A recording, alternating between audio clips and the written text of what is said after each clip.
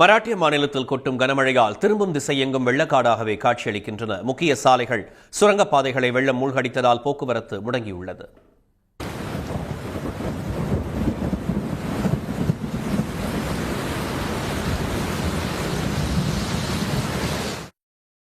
மராட்டியத்தில் கடந்த மாதம் 23ஆம் தேதி தொடங்கிய பருவமழை கடந்த ஒரு வாரமாக வெளுத்து வாங்குகிறது. குறிப்பாக மும்பையில் மட்டுமே கடந்த 4 நாட்களில் மட்டும் 52 சென்டிமீட்டர் அளவுக்கு மழை கொட்டியது.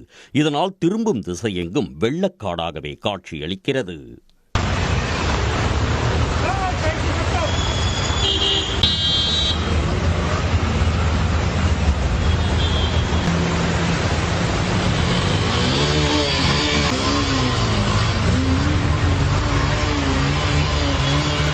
ஐந்தாவது நாளாக நேற்றிரவும் கனமழை கொட்டியதால் அந்தேரி, சியோன், குர்லா, செம்பூர், லோகமான்ய திலகர் டெர்மினல், பிருந்தாவன் சர்க்கிள் உள்ளிட்ட பகுதிகளில் சாலைகள் வெள்ளக்காடாக மாறின.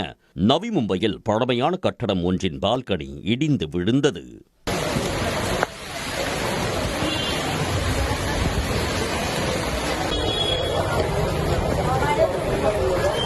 மும்பையின் மேற்கு பந்துப் என்ற இடத்தில் சாலை கட்டுமானம் ஒன்று இடிந்து விழுந்தது.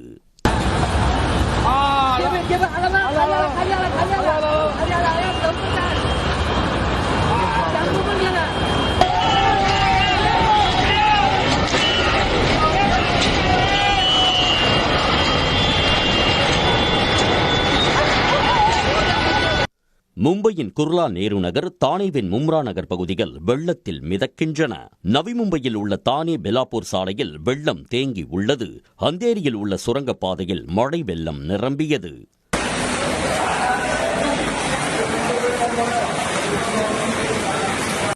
பால்கர் மாவட்டத்தில் வெள்ளம் சூழ்ந்த வீடுகளில் தவித்த குடியிருப்பு வாசிகள் மீட்கப்பட்டனர்.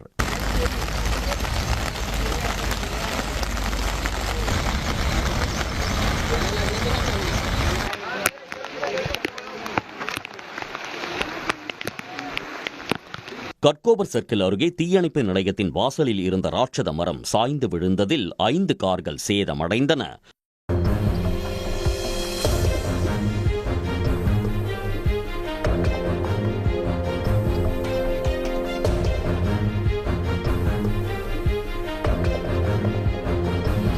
மும்பையில் கனமழை தொடர்வதால் சாலை போக்குவரத்து, ரயில் போக்குவரத்து பாதிக்கப்பட்டுள்ளது. நேற்று மும்பையிலிருந்து வெளியூர்களுக்கு செல்லும் 100க்கும் மேற்பட்ட ரயில்கள், 12 விமானங்கள் ரத்து செய்யப்பட்டன. இதனிடையே மும்பை, ராய்காட், தானே, பால்கர், ரத்னகிரி மாவட்டங்களில் நாளை இரவு வரை கனமழை பெய்யக்கூடும் என்றும் பலத்த காற்று வீசக்கூடும் என்றும் இந்திய வானிலை ஆய்வு மையம் எச்சரித்துள்ளது. அத்துடன் மும்பை, தானே, பால்கர் மாவட்டங்களுக்கு ரெட் அலர்ட் எச்சரிக்கை விடுக்கப்பட்டுள்ளது.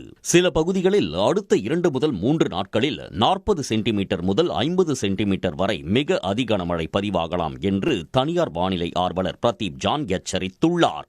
அடுத்த 3 நாட்களுக்கு மும்பைக்கு செல்வதை தவிர்க்குமாறும் வானிலை ஆர்வலர்கள் கேட்டுக் கொண்டுள்ளனர்.